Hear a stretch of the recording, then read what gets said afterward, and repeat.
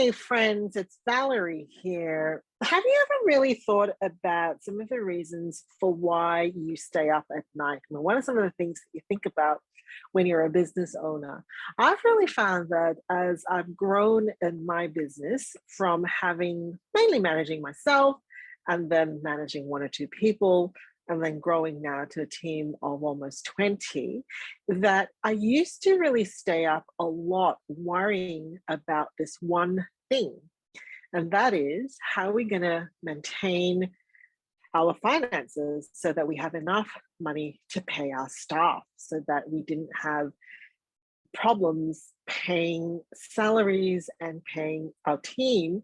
And, really having this picture in my head of how do we actually keep our finances going so that people will always have food on the table? That is an enormous responsibility to have. And then finding myself getting advice, swinging to the other side to split off that responsibility and say, you don't have to think about other people. That's not your job. That's not your responsibility. That's not what you're here. And somewhere in between all of that came the realization that as a business owner, when you have a team of people under your employment, you actually move up to become a leader and to have benevolent concerns, not just of the individual, of your team, and as your organization as a whole, looking at the health of your business and your organization as a whole. In this episode, I'm going to drill down some of my findings and give you my top takeaways for how you can be joyfully aware and concerned about the health of your business. I want to say that if you own a business and you're leading a team, it is virtually impossible to do this if you are exhausted and on the brink of or burning out. So I want to give you my best free resource today, valerialing.com. Just get my free ebook. It is my burnout prevention plan. 6 tanks, if you like, that I regularly keep my eye on. www.valerialing.com. Get it there. So a lot of times when I'm talking to clients, and these are business owners, particularly owners of health businesses, I notice that there can be a tendency to really be almost avoidant of some of the real issues that are on our plate once we own a business and once we're leading a team. I've talked in previous episodes about the benevolent founder, which is the persona that I've found really helpful to adopt when I'm thinking about the nurturing, growing leadership development of my team.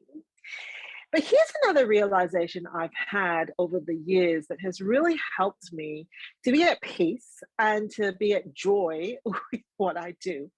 And that is of the company director. It's a legal role. There's some governance meanings attached to it. And I want to move our sights beyond technician, which is someone who clinically does the job, to manager, to someone who is overseeing the operations of your business, to leader, that's someone who's leading the people and moving human hearts and hands and heads from a point A to point B. So in our business, it's moving people to see a world without burnout, to another role, which I often hear in the coaching space, which is thinking about yourself as a CEO. And that's certainly got a leadership and oversight of your team. And, you can be a CEO of a business that you don't own. It's a role. To what I want to talk about, which is the director of a company. If you have a company structure, if you are a business with lots of human beings under you and they are providing services and products that you aren't directly offering, you are a director of a company. When I first started out in business, this was the first structure that I put into place, mainly because I thought that, or I was advised to think about the tax benefits of it and some of the legalities and liabilities and protections that come from being a company. And so I was a company from way back. As soon as I went from one to and other people working in the business, I became a company structure. But absolutely nobody has talked to me about the responsibilities and the persona you adopt when you're a director of a company.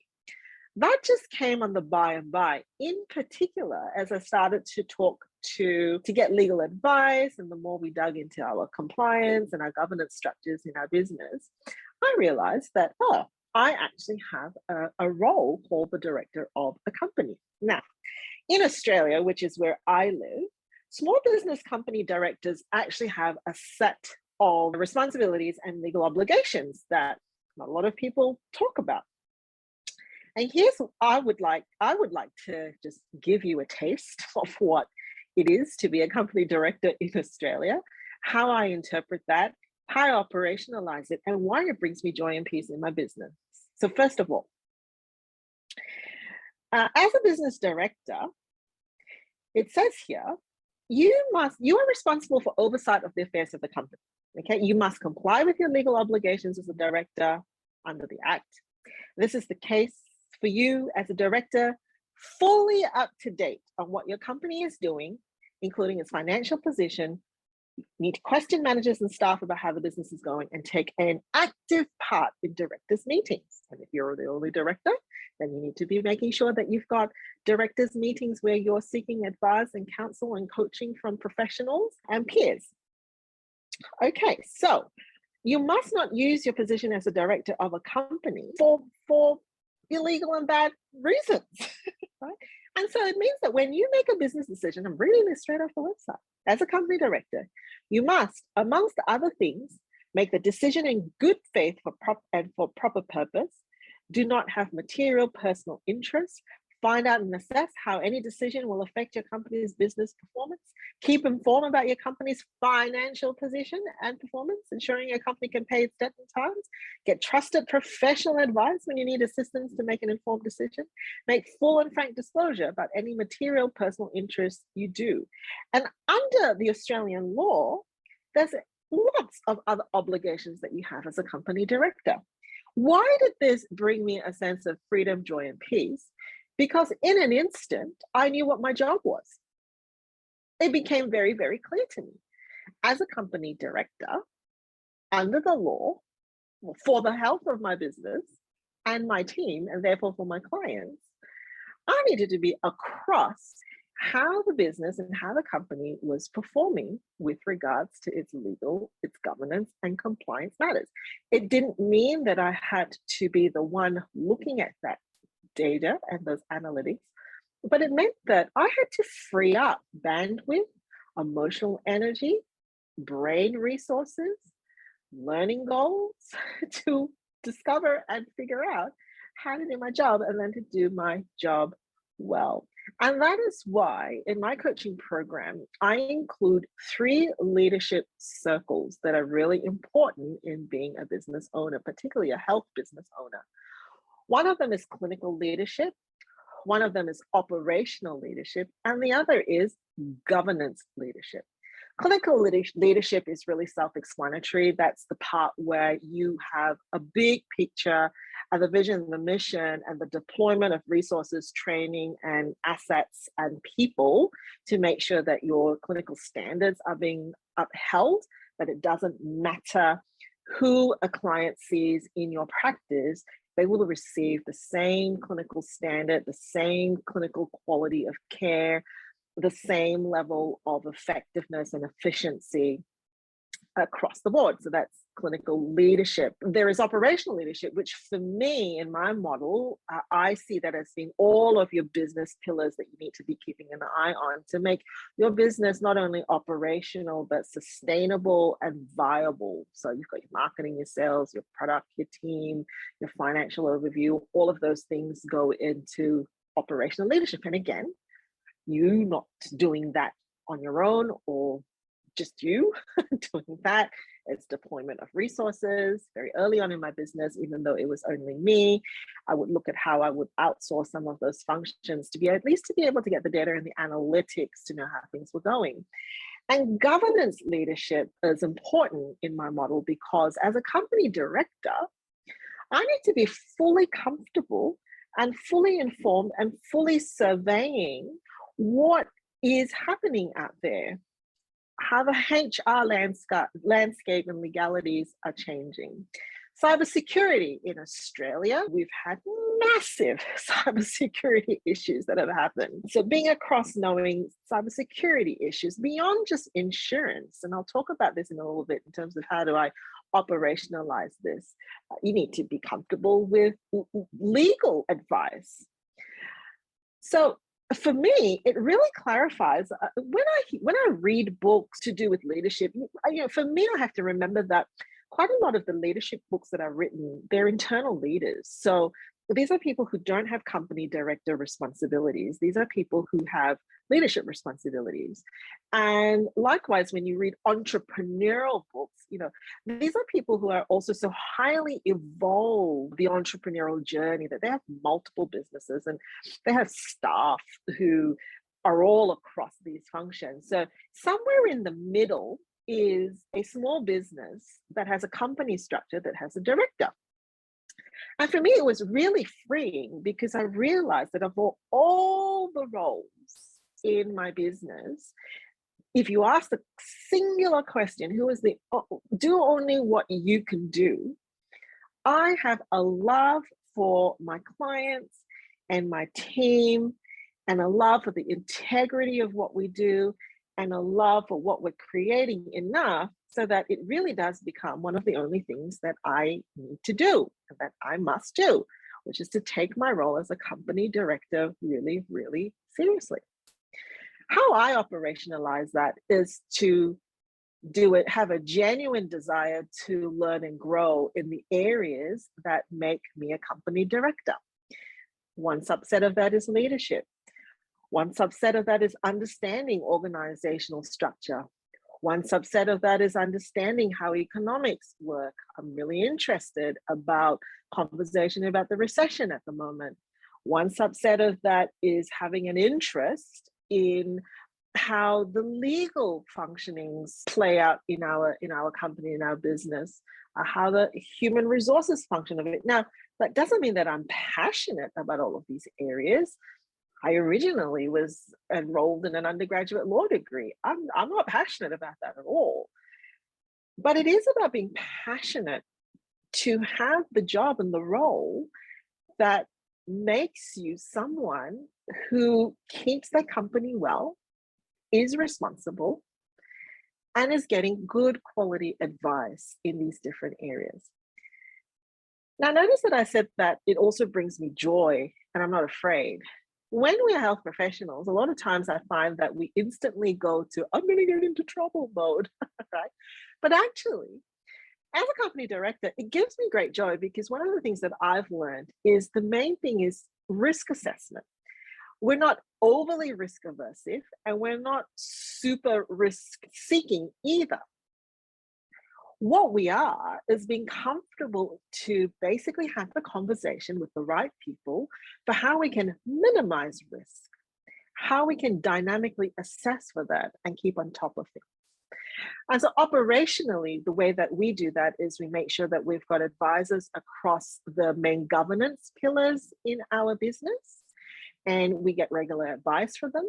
And we figure out who in the team and what is my role in making sure that data analytics and overview and oversight is being given attention to those things, and that there are rhythms across the year that helps us to check back in to those processes. So governance and the leadership of governance is a huge task, a huge job, and a huge responsibility, and something that really gives me a lot of pride. So I started off this podcast by saying that I used to spend a lot of time worrying about, whether or not we would have food on the table for our employees, to really now not having that worry, because when your business is running well, efficiently, smooth, and you're getting regular data and analytics to help you to figure out what's happening, you can adjust.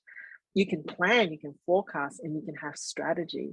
And so you're less than worried and stressed and spending sleepless nights trying to figure out what's going wrong. I mean, even my car gives me analytics. It tells me how I'm driving, tells me about the fuel efficiency, it tells you how to make those adjustments. So, my top tips for you today, if you have a company structure, if you're a large company, you have team with you and you don't have a company structure, it's still worth thinking about the place of a company director and why it's there and your main job, and being able to see that. And I would really start with looking at these three areas amongst a great many things. Legal. Have you had your website reviewed, terms and conditions reviewed? Have you had someone go through all of your contracts and all of your agreements? Have you had someone look over, how all your insurances are built to your services, so the legals? Finance, and that's beyond accounting and compliance.